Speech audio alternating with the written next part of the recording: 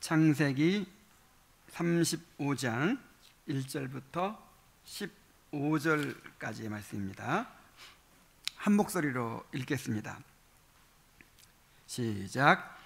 하나님이 야곱에게 이르시되 일어나 베델로 올라가서 거기 거주하며 내가 내 형 에서의 낯을 피하여 도망하던 때에 내게 나타났던 하나님께 거기서 제단을 쌓으라 하신지라. 야곱이 이에 자기 집안 사람과 자기와 함께한 모든 자에게 이르되 너희 중에 있는 이방 신상들을 버리고 자신을 정결케 하고 너희들의 의복을 바꾸어 입으라. 우리가 일어나 베델로 올라가자. 내 환난 날에 내게 응답하시며 내가 가는 길에서 나와 함께 하신 하나님께 내가 거기서 제단을 쌓으려 하노라 하매 그들이 자기 손에 있는 모든 이방 신상들과 자기 귀에 있는 귀고리들을 야곱에게 주는지라. 야곱이 그것들을 세겜 근처 상수리 나무 아래에 묻고 그들이 떠났으나 하나님이 그 사면 고울들로 크게 두려워하게 하셨으므로 야곱의 아들들을 추격하는 자가 없었더라. 야곱과 그와 함께한 모든 사람이 가나안 땅 루스 곧 베델에 이르고 그가 거기서 제단을 쌓고 그곳을 엘베델이라 불렀으니 이는 그의 형의 낯을 피할 때에 하나님이 거기서 그에게 나타나셨음이더라. 리브가의 유모 드보라가 죽음에 그를 베델 아래에 있는 상수리 나무 밑에 장사하고 그 나무 이름을 알론바굿이라 불렀더라. 야곱이 밧단 아람에서 돌아오매 하나님이 다시 야곱에게 나타나사 그에게 복을 주시고 하나님이 그에게 이르시되 내 이름이 야곱이지만은 내 이름을 다시는 야곱이라 부르지 않겠고 이스라엘이 내 이름이 되리라 하시고 그가 그의 이름을 이스라엘이라 부르시고 하나님이 그에게 이르시되 나는 전능한 하나님이라. 생육하고 번성하라. 한 백성과 백성들의 총회가 내게서 나오고 왕들이 내 허리에서 나오리라. 내가 아브라함과 이삭에게 준 땅을 내게 주고 내가 내 후손에게도 그 땅을 주리라 하시고 하나님이 그와 말씀하시던 곳에서 그를 떠나 올라가시는지라.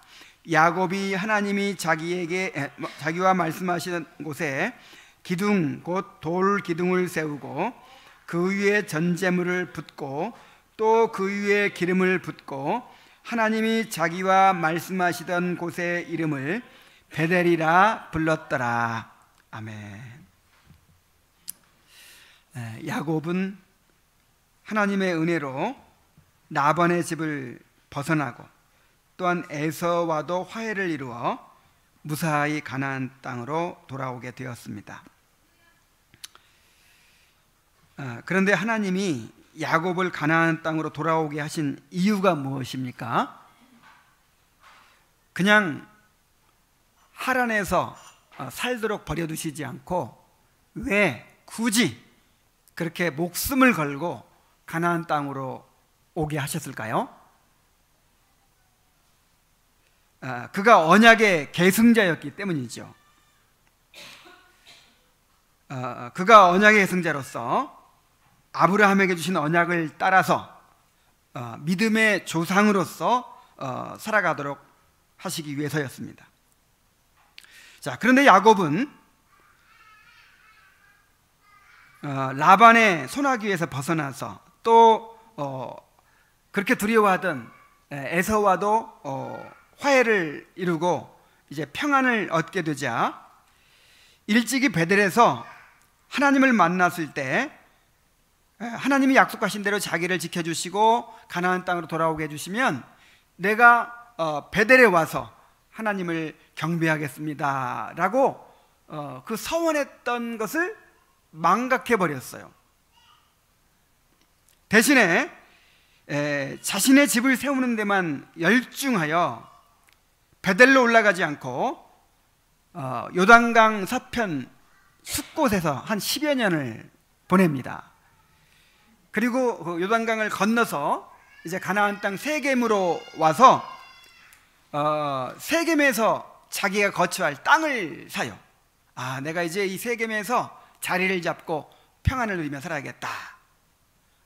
그래서 자기를 위하여 집을 짓고 또 자기의 가축들을 위하여 우리간을 지었다 그랬죠.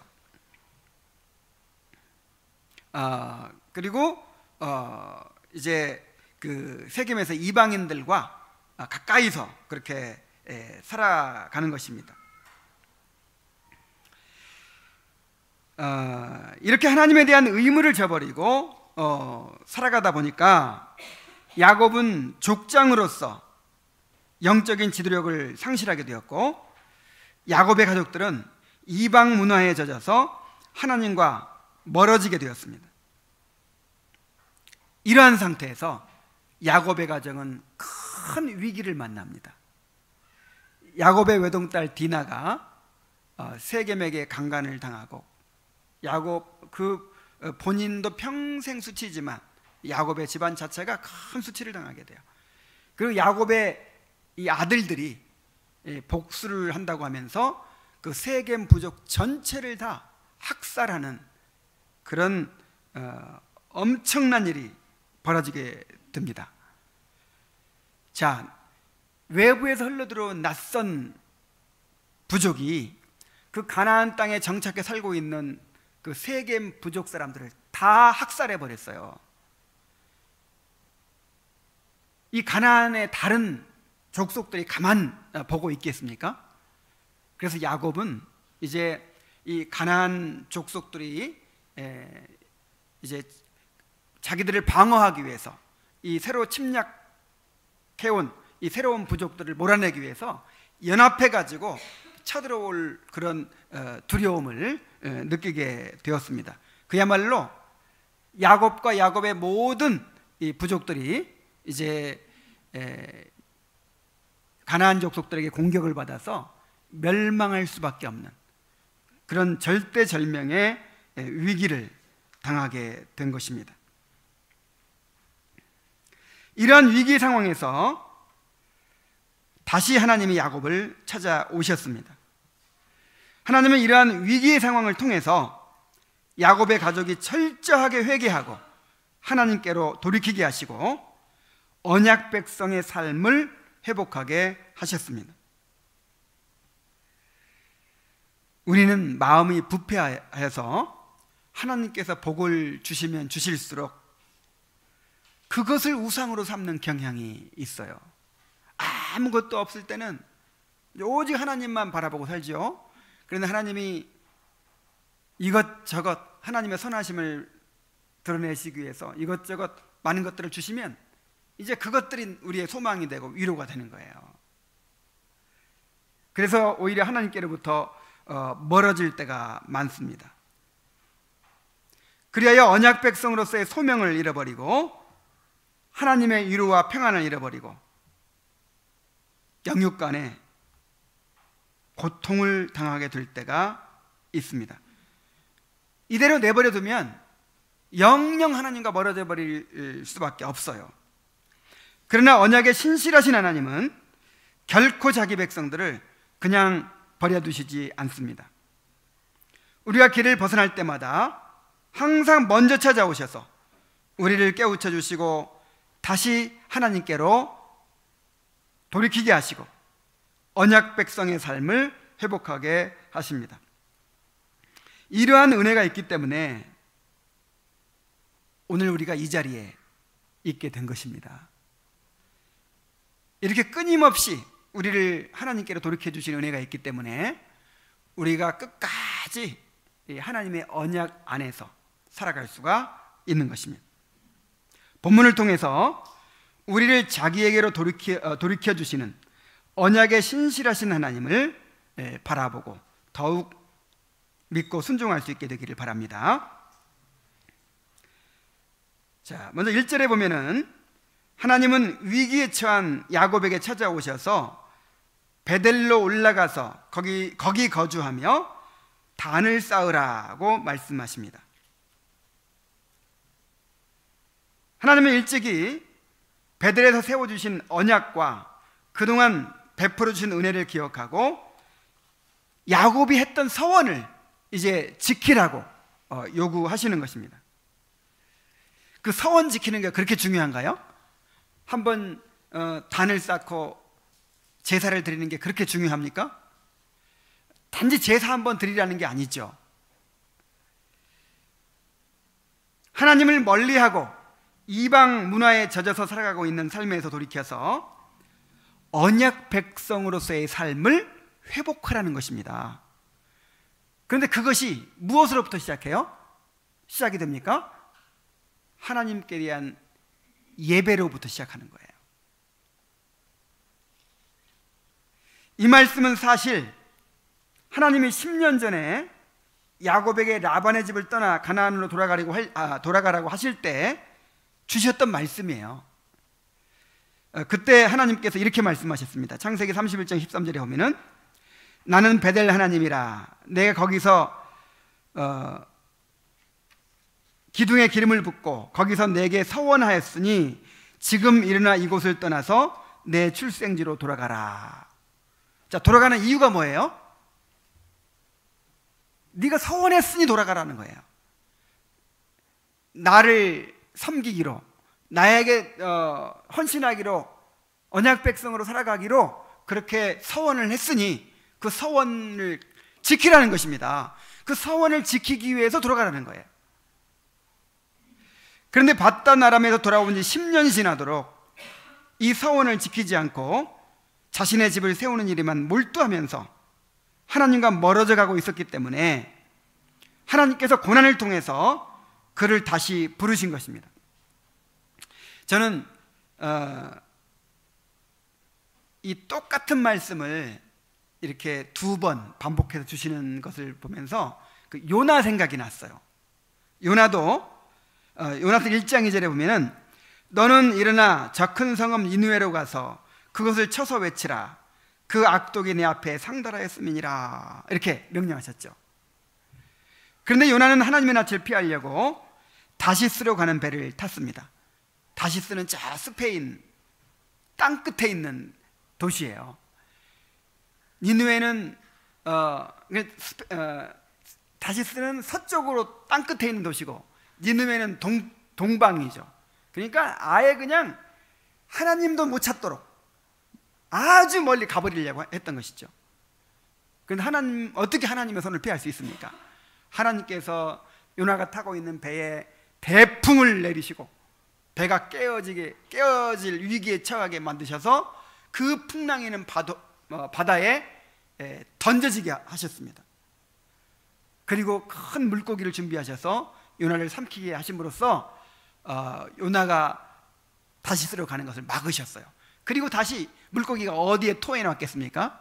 다시 요나가 떠났던 곳에 다시 요나를 토해 놓은 거예요. 그 과정에서 요나가 이제 회개하죠. 그리고 나서 3장 2절에서 똑같은 명령을 다시 하십니다. 일어나 저 큰 성읍 니느웨로 가서 내가 내게 명한 바를 그들에게 선포하라. 그러자 이번에는 이제 순종합니다. 하나님은 이렇게 자기 백성들이 하나님과 멀어진 채 그냥 살아가도록 내버려 두시지 않으십니다.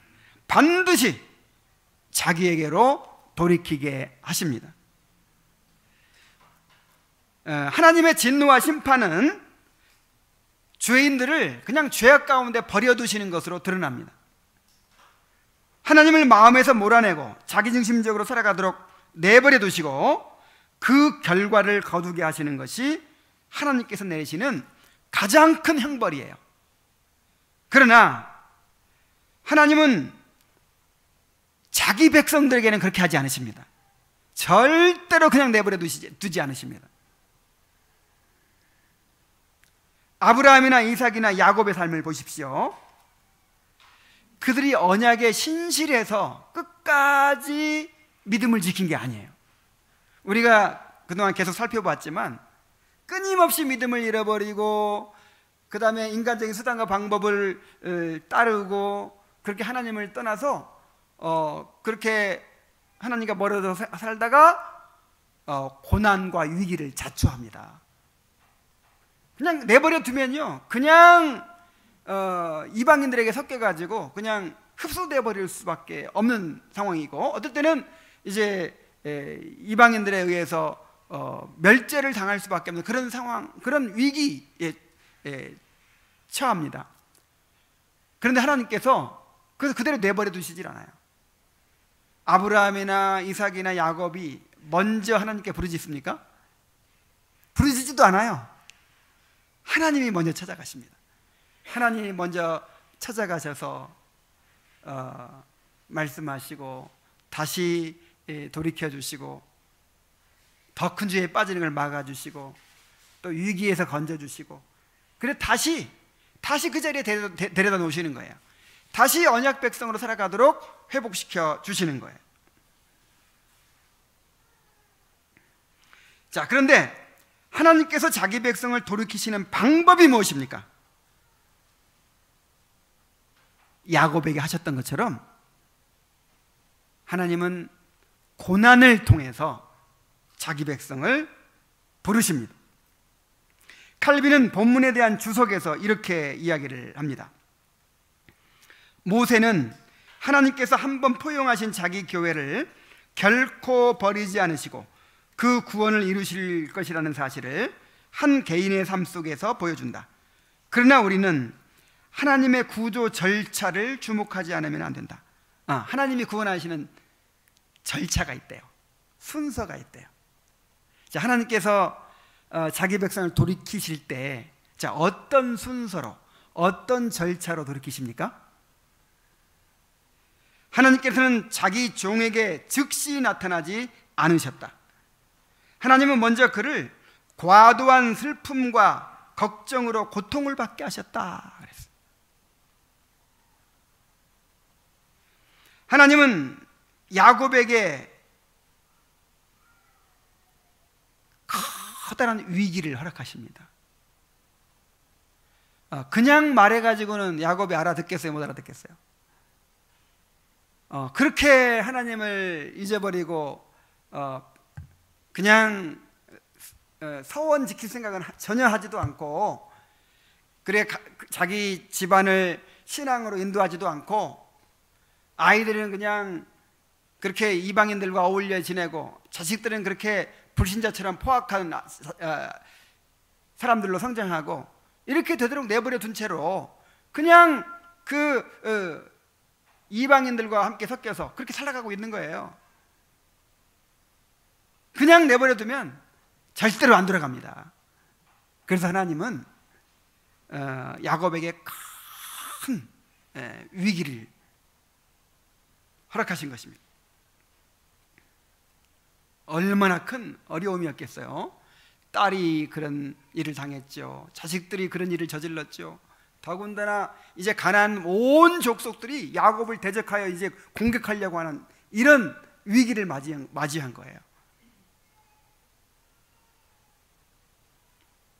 그때 하나님께서 일어나 베델로 올라가라 이렇게 말씀하십니다.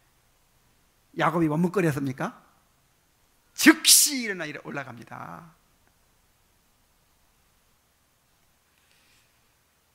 그래서 C.S. 루이스는 말하기를 고난은 하나님의 확성기라고 했습니다. 우리가 평안할 때는 하나님이 속삭이시는데, 우리가 고난당할 때는 크게 소리치신다는 거예요. 이게 무슨 말이냐면, 평안할 때는 하나님의 말씀이 귀에 안 들어와요. 그런데 큰 고난 가운데서, 절대절명의 그런 위기 가운데서는 하나님의 말씀이 귀에 쏙쏙 들어옵니다. 막 큰 소리 치시는 것처럼 그렇게 들어와요.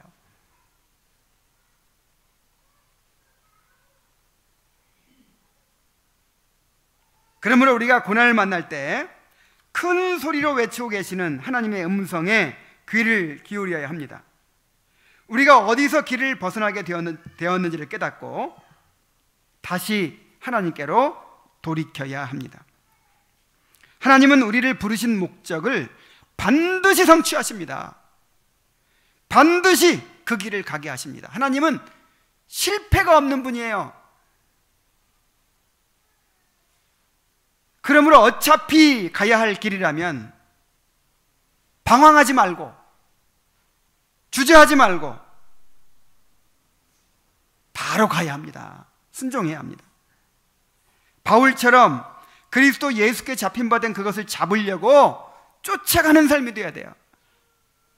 우리가 지체하는 만큼, 고집을 피우는 만큼 삶을 낭비하고 더 고통을 받을 수밖에 없어요.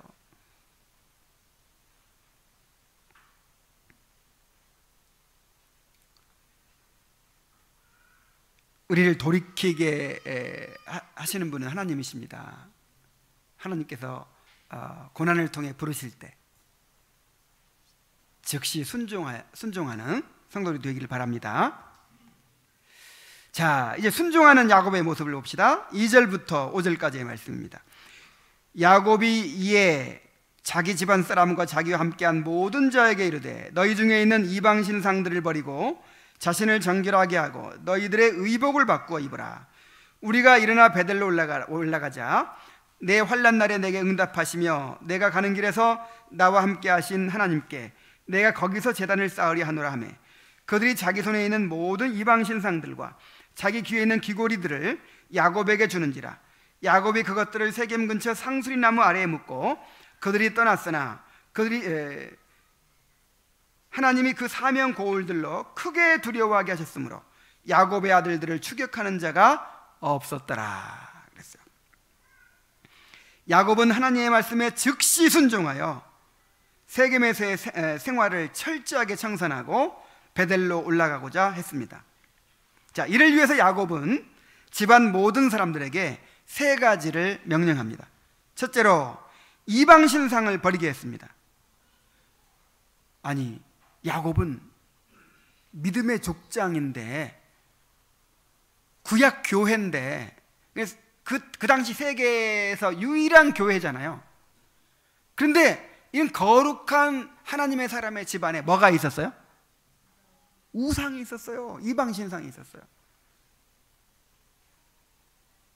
대표적으로 라헬이 라반의 집에서 나올 때 아버지 드라빔을 가지고 왔죠. 그걸 고이고이 간직하고 늘 그것을 의지하고 그렇게 살았을 거예요. 근데 라헬뿐만이 아니었을 거예요. 거기서 이제 그 다른 가족들도 나오고 또 노예들도 많이 데리고 왔잖아요. 그러니까 각자가 다 뭐 자기가 의지하는 우상들을 다 가지고 온 것이죠. 그리고 숫곳에 살면서 또 세겜에 살면서 이방인들과 교제하고 어울리면서 또 그 이방의 우상들을 또 받아들인 거예요. 이러한 우상들을 다 내어 버리라는 것입니다. 둘째로 자신을 정결케 하라고 했습니다. 자, 이스라엘 백성들에게는 하나님의 임재가 있기 전에 반드시 이런 명령이 있어요. 자신을 정결케 하라. 그래서 영육간에 이 몸도 정결케 하고 또 마음도 정결케 해야 했어요. 왜냐하면 거룩하시는 하나님을 만나기 위해서는 하나님을 진노하게 만드는 모든 더러운 것들을 다 내어버리고 자기를 깨끗게 해야만 했던 것입니다. 또한 세 번째로 의복을 바꾸라고 했어요. 자, 옷을 갈아입으라는 거예요. 옷을. 이 의복은 신분과 삶을 나타내는 것이죠. 그래서 이전의 삶을 청산하고 이제 언약 백성으로서 새로운 삶을 살겠다고 하는 그런 결단을 이제 외적으로도 드러내라는 거예요. 이 외적인 것도 굉장히 중요합니다. 뭔가 우리가 예배를 통해서도 우리가 외적으로 이렇게 의식을 갖추죠.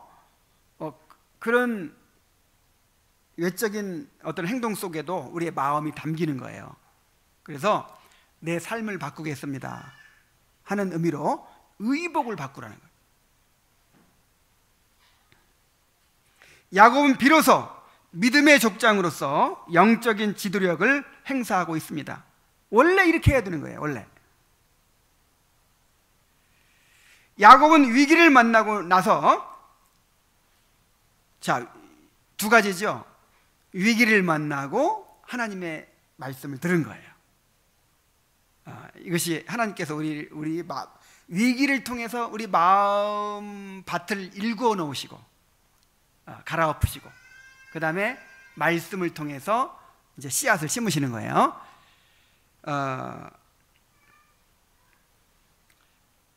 이렇게 위기를 만나고 하나님의 명령을 받고 나서야 그의 집안 사람들이 얼마나 깊이 이방 풍습에 젖어 있는가를 발견하게 된 것이죠.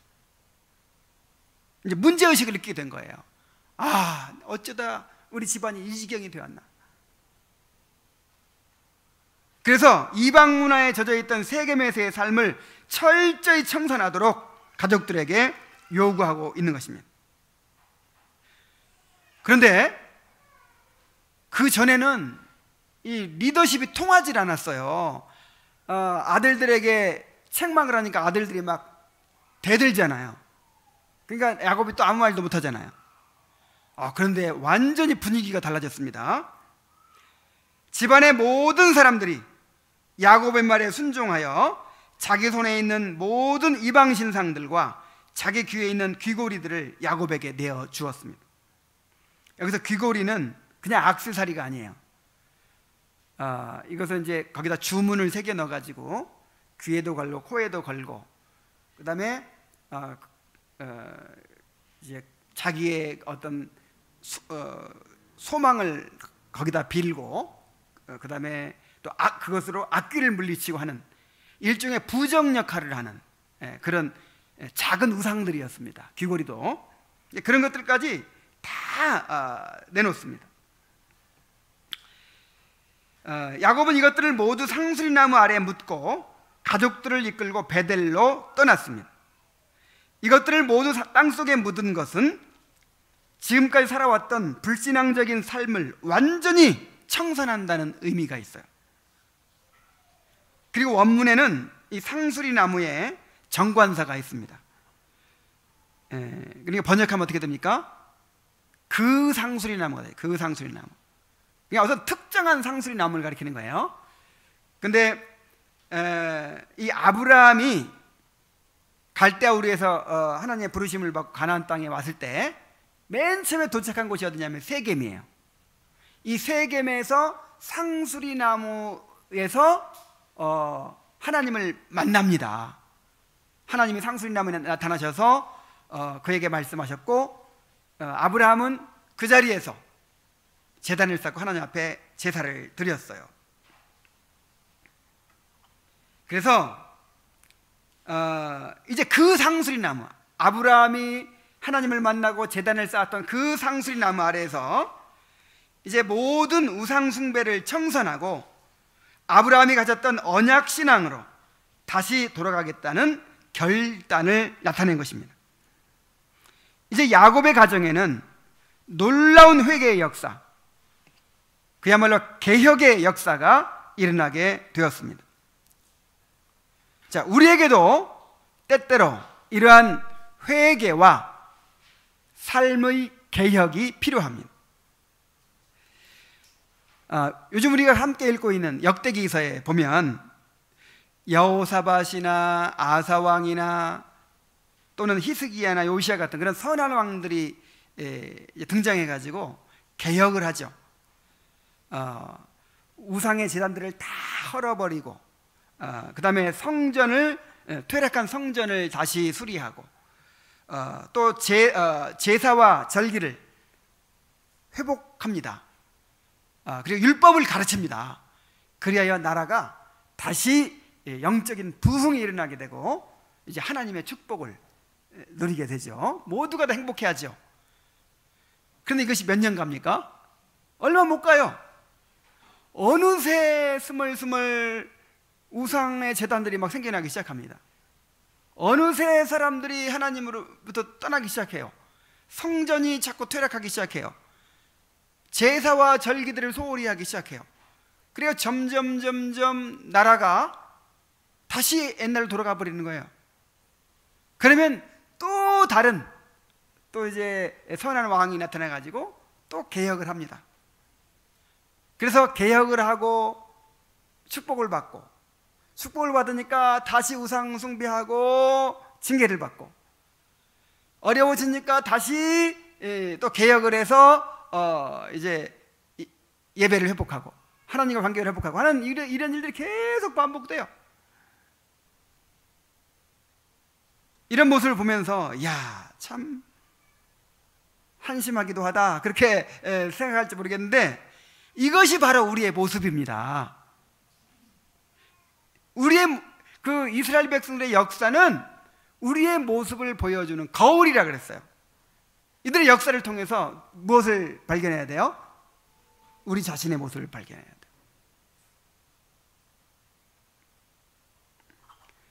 자, 우리가 계절이 바뀔 때마다 집안 청소를, 대청소를 하고 버릴 것들을 다 버리죠. 근데 조금 지나면 어떻게 돼요? 또다시 더러워지고 버릴 것들이 왜 이렇게 많아집니까?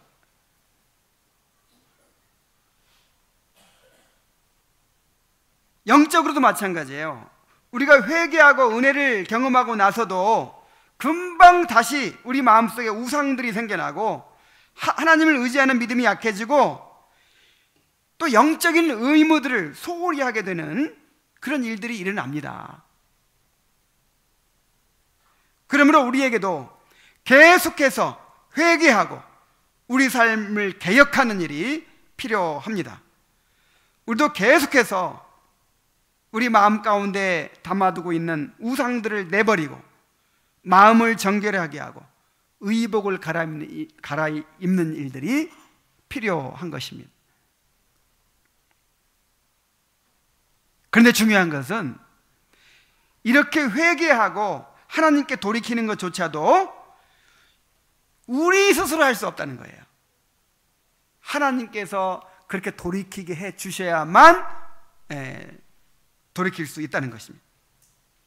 자, 야곱의 가족이 모든 우상을 버리고 세겜을 떠나서 베델로 올라가는 일이 얼마나 어려운 일이었을지 한번 생각해 보세요. 그래서 어떤 학자는요, 하나님께서 야곱에게 나타나셔서 일어나 베델로 올라가서 거기 거주하며 네가 서원했던 걸 지켜라 하는 이 명령과 아브라함에게 내 독자 이삭을 모리아 산으로 가서 독자 이삭을 제단에 바쳐라 하는 명령이, 그 명령하는 그 내용과 또 순종하는 그 내용에 굉장히 일치성을 보여준다고 연구한 학자가 있어요. 그러니까 그 이삭을 제단에 드림으로 아브라함의 신앙이 완성에 이르렀죠. 이제 이 완성이라고 하는 완전 그런 완성이라기보다 이제 성숙에 이르렀잖아요. 야곱은 비로소 이 명령에 순종함으로 이제 성숙하게 되는 거예요. 그만큼 독자 이삭을 드리는 만큼은 어렵지 않았을지 모르겠지만 그에 못지않게 어려운 명령이었어요.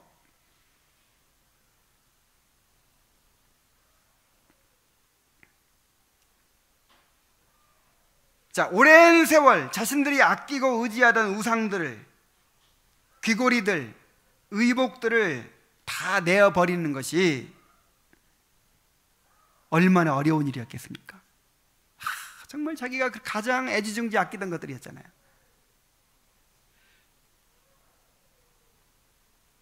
그리고 세겜에서 거처할 땅까지 구입하고 이방인들과 어울려서 이렇게 편안하게 살고 있는데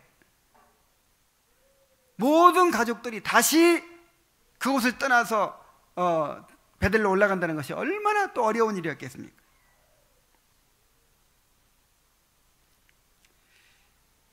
그래서 그들이 스스로 할 수 없었기 때문에 하나님이 그렇게 할 수밖에 없도록 그들을 몰아가신 것입니다. 만일 그들이 평화로운 상태에 있었다면 하나님께 즉각적으로 순종하지 않았을 것입니다. 야곱이 족장으로서 영적 지도력을 행사하지도 못했을 것이고 가족들이 이렇게 전폭적으로 순종하고 따르지도 않았을 것입니다. 그런데 당장 죽게 생겼거든요. 이제 이게 하나님이 함께 하지 않으면 자기들이 당장 죽게 생겼으니까 그 자식들까지 그냥 다 순종하는 거예요. 발등에 불이 떨어져 있으니까.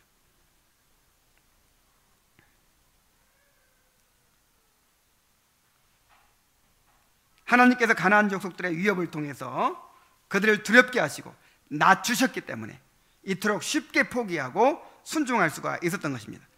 자, 그리고 더욱 어려운 것은요, 모든 가나안 족속들이 야곱을 치려고 하고 있는 상황에서 야곱이 모든 가족들을 다 거느리고 양떼와 흑떼를 다 거느리고 그 세겜 땅을 떠나는 것이 얼마나 어려웠겠어요. 떠나면 이제 그때가 기회인 거예요. 가장 방어하기에 취약한 상태잖아요. 그때 이제 다른 부족들이 쳐들어오면 몰살당하는 것입니다. 자, 그런데도 야곱은 즉각적으로 순종합니다. 자, 왜 이렇게 순종할 수 있었을까요? 이것은 절박한 위기를 통해서 전심으로 하나님을 의지하게 되었기 때문입니다. 야곱은 이러한 위기 가운데서 하나님의 명령을 듣고 자신의 구원이 오직 하나님께 있음을 인정하게 되었습니다. 만일 하나님이 함께하지 않으시면 세겜에 그대로 앉아 있어도 죽고 그 다음에 베델로 올라가도 죽어요. 그러나 하나님이 함께하시면 바단 아람에서 떠나올 때 그 라반의 공격에서도 지켜주셨잖아요. 그리고 에서가 400인을 거느리고 막 자기를 치기 위해서 오는 것도 막아주셨잖아요. 그래서 이제 야곱은 처음 가졌던 믿음을 다시 이제 행사하게 되는 것입니다. 그래서 라반의 집에서 탈출하게 해주시고 에서의 칼에서 건져주신 하나님이 가나안 족속들의 위협에서도 건져주실 것이라고 믿었기 때문에 과감하게 순종할 수가 있었습니다. 실제로 하나님이 믿음으로 떠나는 야곱을 지켜주셨어요. 5절에 보면은 그들이 떠났으나 하나님이 그 사명 고울들로 크게 두려워하게 하셨으므로 야곱의 아들들을 추격하는 자가 없었더라. 그러니까 공격하려고 했었던 거죠. 야곱을 공격해서 그냥 야곱을 몰살시키려고 했던 거예요. 근데 하나님께서 크게 두려워하게 하신 거예요. 어떤 방식으로 그렇게 하셨는지 모르겠지만 막 간담이 높게 만드셨어요. 그래서 야곱은 몇 사람 안 되잖아요. 몇 사람 안 되는 그 야곱의 어린아이들까지 양떼와 소떼까지 다 이끌고 그렇게 유유자적하게 가는 거를 지켜만 보았지 아무도 그들을 공격할 수가 없었어요. 털끝 하나 건드릴 수가 없었어요. 자, 이를 통해서 심지어 불신자들의 마음까지도 하나님이 주관하신다는 것을 알 수 있습니다. 그러니까 야곱이 가나안 족속들의 그 위협을 받게 하신 것도 누가 하신 거예요? 하나님이 허락하신 거예요. 그리고 그들의 마음에 두려움을 주셔가지고 야곱을 공격하지 못하게 하신 것도 누구예요? 하나님이세요. 그래서 우리 삶에 일어나는 모든 일들이 다 하나님의 섭리 가운데 있다는 것을 알 수 있어요. 저절로 우연히 일어나는 일은 없습니다. 다 하나님이 허락하신 거예요. 하나님이 주관하고 계신 거예요. 그러므로 어떤 어려움이 생기든지 어떤 위기가 발생하든지 이 모든 일을 주장하시는 하나님을 바라봐야 됩니다. 가장 먼저 하나님과의 관계를 바로 해야 돼요.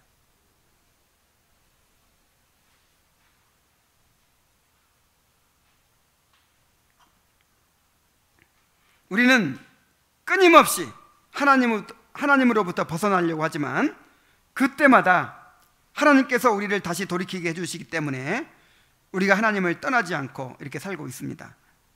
그러므로 하나님께서 우리를 부르실 때 야곱처럼 즉시 회개하고 돌이키는 사람들이 되어야 할 줄로 믿습니다. 자, 이제 회복된 야곱의 모습을 살펴볼 수 있습니다. 6절부터 15절까지인데 그 중에서 야곱은 하나님의 명령에 따라 회개하고 베델로 올라가 하나님께 제사를 드림을 통해서 그의 삶이 회복이 되었습니다. 6절부터 7절까지의 말씀을 봅니다.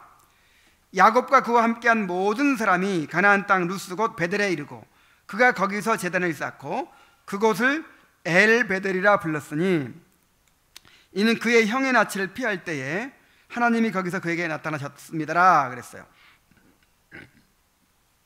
자, 야곱은 베델에서 제단을 쌓고 그 제단의 이름을 엘베델이라고 불렀습니다. 그리고 이 제단에서 제사를 드렸어요. 이 엘베델이라는 말은 벳은 집이라는 뜻이고 엘은 하나님이라는 뜻이에요. 전능하신 하나님이라는 뜻이에요. 베델 하면 하나님의 집 그런 뜻이죠. 그런데 엘베델 그러면 하나님, 베델의 하나님이라는 뜻이에요. 베델의 하나님. 일찍이 베델에서 나타나서 자신에게 언약을 주시고 그 언약대로 은혜를 베푸신 하나님께 감사의 제사를 드린 것입니다. 자, 이게 이제 서원을 지킨 것인데 몇 년 걸렸어요? 30년 만에. 30년 만에 이 서원을 지키게 됐어요. 단지 이 제사를 한 번 드린 것이 중요한 것이 아닙니다. 하나님이 이 제사를 받으시려고 그렇게 서원을 지키라고 하신 것이 아닙니다. 야곱이 언약 백성으로서 하나님 중심의 삶이 회복되기를 원하신 것입니다. 하나님께서 우리를 자기 백성으로 삼으시고 은혜를 베푸시는 목적이 무엇입니까? 언약의 백성으로서 오직 하나님을 섬기며 하나님을 위로와 상급으로 삼아 살아가도록 하시는 거예요. 그런데 그것이 무엇을 통해 시작이 됩니까? 예배를 통해서. 그래서 예배가 그렇게 중요한 것입니다. 우리가 예배를 잘 드려야만 우리 삶이 언약 백성으로서 하나님의 백성으로서 살아가는 삶이 될 수가 있어요. 예배로부터 시작되는 거예요. 예배로부터. 그래서 얼마나 결과가 다릅니까? 맨 처음에 가나안 땅에 돌아와 가지고 베들에서 자기의 삶에 역사하시고 은혜를 베푸시는 하나님께 제사를 드리고 그렇게 시작했어 봐요. 야곱의 삶이 얼마나 달라졌겠습니까? 그런데 베델의 그 서원을 잊어버리고 먼저 내 살 길을 찾아야겠다는 거예요. 그래서 자기를 위하여 집을 짓고 또 가축대를 위하여 우릿간을 짓고 그렇게 그냥 자기 살궁리를 하면서 세월을 보내다 보니까 하나님을 알되 하나님을 영화롭게도 아니하고 감사치도 않으면 어떻게 된다고요? 마음이 허망해지고 그다음에 어두워지고 그다음에 우상들이 이제 마음에 스며들게 되고 타락해 가게 되는 것입니다.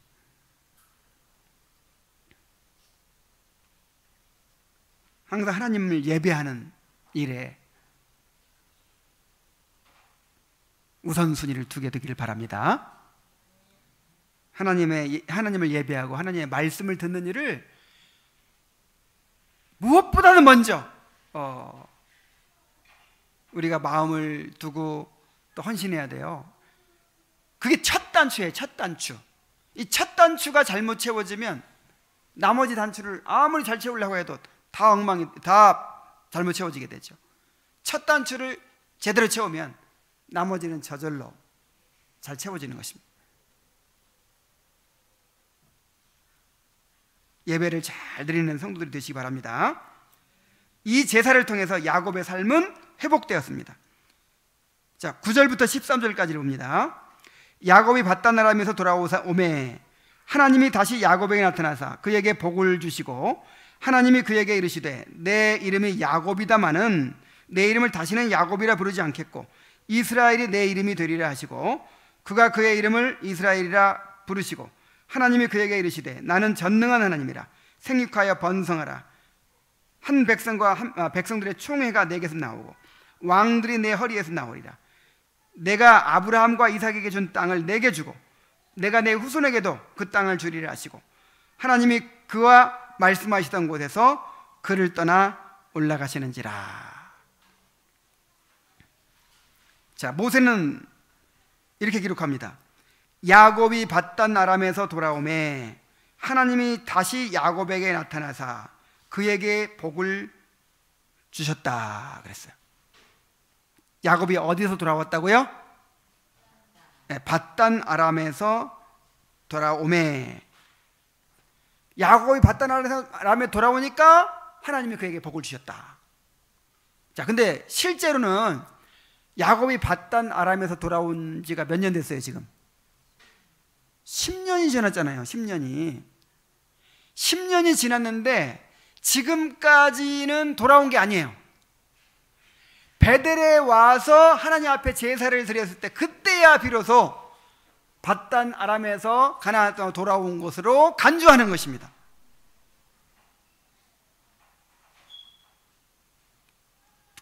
우리가 언약 백성으로서의 소명을 잃어버리고 자기만을 위해서 사는 것은, 이건 사는 게 아니에요. 이건 정말 무의미하고 무가치한 삶이에요.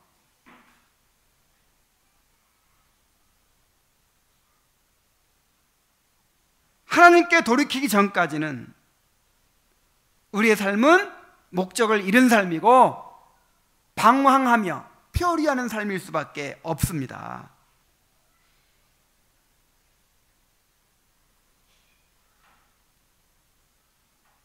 하나님은 야곱에게 다시 복을 주시며 야곱이 아니라 이스라엘로 계명된 것을 확인해 주십니다. 내 이름이 야곱이다마는 내 이름을 다시는 야곱이라 부르지 않겠고 이스라엘이 내 이름이 되리라 하고 말씀하셨어요. 그리고 그의 이름을 이스라엘이라고 불러주셨다고 했어요. 이스라엘아, 이렇게 일부러 크게 불러주셨어요. 야곱의 이름이 이스라엘로 바뀐 지가 언제입니까? 10년 전에 야복강에서 바뀌었잖아요. 근데 세겜에 있을 때는 이스라엘이 아니에요. 야곱이에요. 야곱.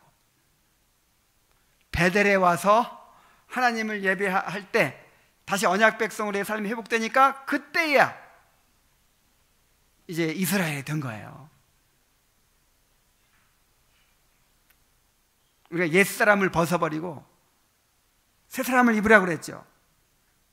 그런데 새 사람이 되었는데도 여전히 옛사람의 모습으로 살아가고 있다는 것은 얼마나 참 모순된 일입니까? 야곱이 지금까지 그러한 삶을 산 거예요.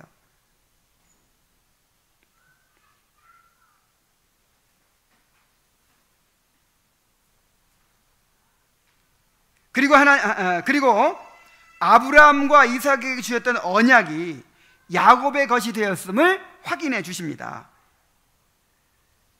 어떻게 확인해 주십니까?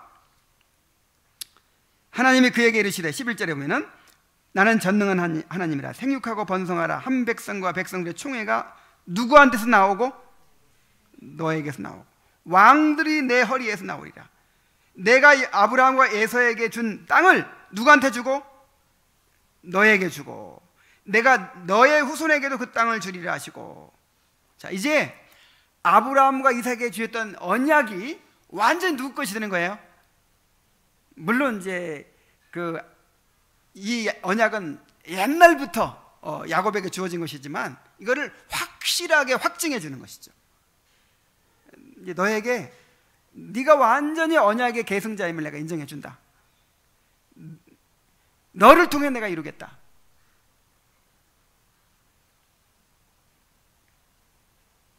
자, 야곱이 얼마나 행복했을까요? 하나님께서 제사를 받으시고 하나님께서 하나님이 말씀을 마치고 올라가셨더라 그랬으니까 지금 하나님이 어떻게 했다는 거예요? 내려오셨다는 뜻이죠. 하나님이 뭐 사람의 모습으로 오셨든 어떤 모습으로 오셨든 야곱에게 강림하셨어요. 직접 강림하셔서 야곱에게 복을 주시고, 그 다음에 야곱을 이스라엘로 불러주시고, 그 다음에 아브라함과 이삭에게 주셨던 언약을 야곱에게 다 적용시켜 주시고, 온 가족들이 회개하고 우상 다 내버리고 하나님 앞에 바로 서게 됐죠. 가정이 다시 영적인 부흥이 일어나고 정말 이런 부흥이 없었어요. 얼마나 야곱이 행복했을까요? 우리가 하나님께 회개하고 돌이킬 때 하나님은 이렇게 말할 수 없는 위로와 평강과 확신을 누리게 하십니다. 그런데 아무리 잘 사는 것처럼 보여도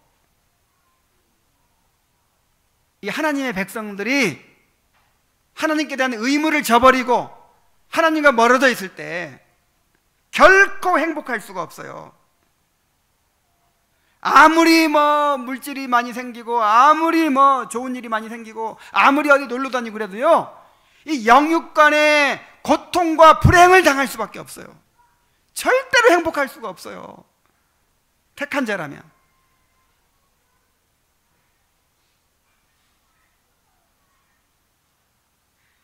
그러나 우리가 하나님께로 돌이킬 때 가장 큰 행복을 누릴 수 있습니다. 그보다 더 큰 행복이 없어요. 이러한 행복을 누리게 되시길 바랍니다.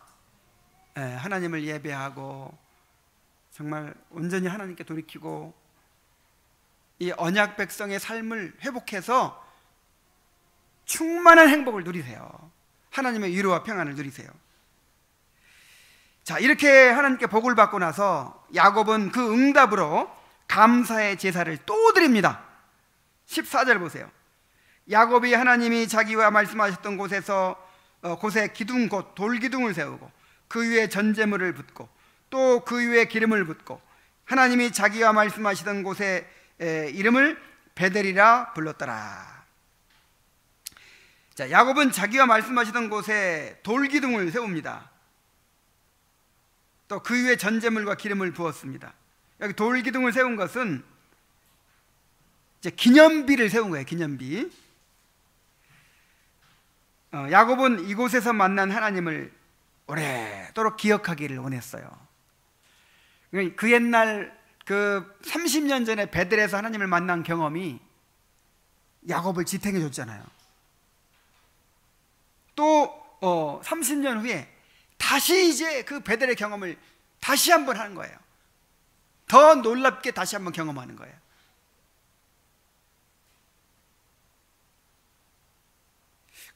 그래서 야곱이 이렇게 기념비를 쌓은 것이 몇 번 되거든요. 그 이스라엘 백성들의 삶에서도 이스라엘 백성들의 여행 중에서도 어떤 하나님의 큰 역사를 경험할 때마다 기념비를 세우죠. 그리고 그것이 이제 두고두고 하나님이 함께 하셨던 증거가 되고 하나님께서 그렇게 하셨듯이 또 하나님이 나를 복 주실 것이다 라고 하는 믿음의 근거가 돼요. 그래서 우리가 살아가면서 경험하는 그런 큰 사건들이 굉장히 중요한 겁니다. 이번에 결혼을 하게 됐고, 이번에 자녀를 낳게 되고, 또 이번에 어떤 큰 고난을 가운데서 하나님의 도우심을 경험하고, 이런 사건 하나하나 가운데서 우리가 이렇게 야곱처럼 기념비를 세워야 돼요. 하나님이 함께 하신 그 증거를 남겨야 돼요. 자, 이런 것들이 다 우리의 성숙을 만들어내는 것입니다.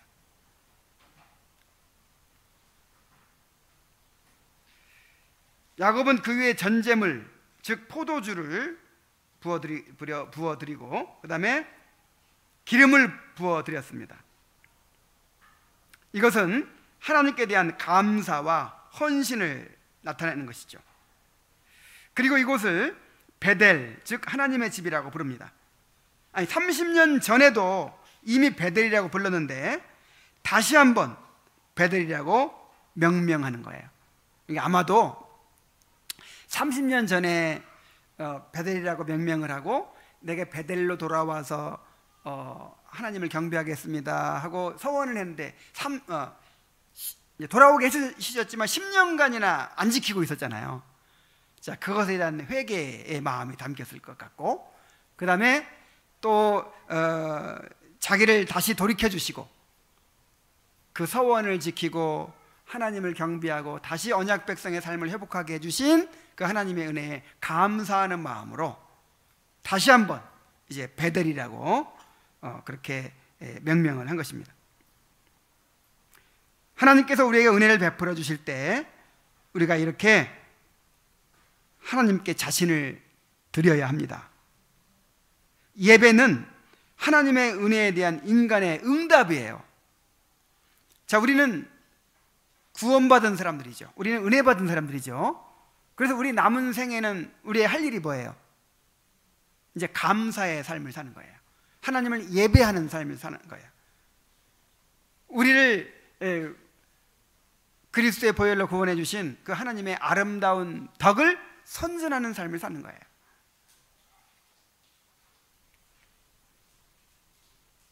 우리는 평생을 하나님 은혜에 감사하는 삶을 살아야 될 줄로 믿습니다. 자, 얼마나 참 행복한 모습입니까? 자, 우리 삶에도 이러한 은혜가 있기를 바랍니다. 우리는 때때로 베델을 외면하고 세겜에 머물고자 합니다. 그러나 하나님은 절대로 우리를 내버려 두시지 않으십니다. 환경으로 섭리하시고 말씀으로 깨우치셔서 기어이 우리가 있어야 할 자리 베델로 올라가게 하십니다. 우리를 하나님께로 돌이켜 주시도록 은혜를 구합시다. 이스라엘 백성들은 항상 그렇게 기도했어요. 우리를 돌이키소서, 그리하시면 우리가 돌아가겠나이다.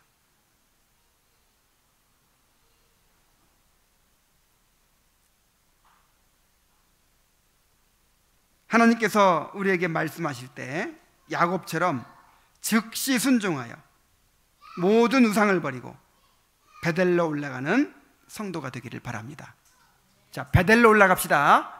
그래야 하나님께서 주시는 충만한 축복과 그 행복을 누리는 그런 성도들이 되기를 바랍니다. 기도하겠습니다. 하나님 아버지, 오늘 야곱이 세겜에서의 생활을 청산하고 베델로 올라가서 하나님을 경배하고 그의 삶이 회복되는 이 과정을 통해서 참으로 언약에 신실하신 하나님을 바라보게 하시니 감사드립니다. 아버지 하나님, 우리를 돌이켜 주시옵소서. 철저하게 세겜의 삶을 청산하고 베델로 올라가게 하여 주옵소서. 그래서 하나님의 거룩한 언약 백성으로서 하나님을 위로와 상급으로 삼고 하나님이 주시는 그 평강을 누리며 행복하게 살게 하여 주시옵소서. 하나님이 말씀하실 때 야곱처럼 즉각적으로 순종하게 하시고 참으로 하나님을 신뢰하고 모든 것을 내려놓고 과감히 떠날 수 있도록 인도하여 주시옵소서. 모두가 베델의 축복을 경험하게 하여 주옵소서. 예수님의 이름으로 기도하옵나이다. 아멘.